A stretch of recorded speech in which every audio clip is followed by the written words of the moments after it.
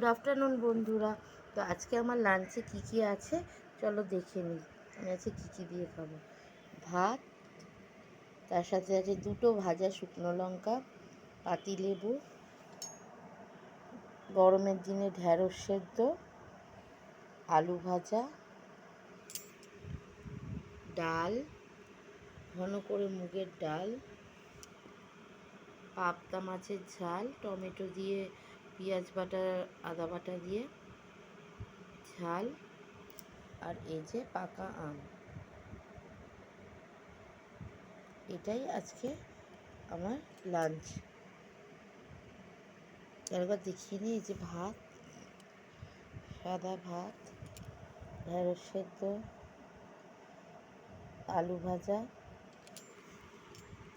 ডাল, মুসুরির ডাল, আর এই যে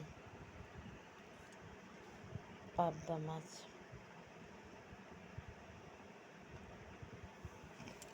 মাছের ঝাল। এই দিয়েই আজকে আমি লাঞ্চ করব।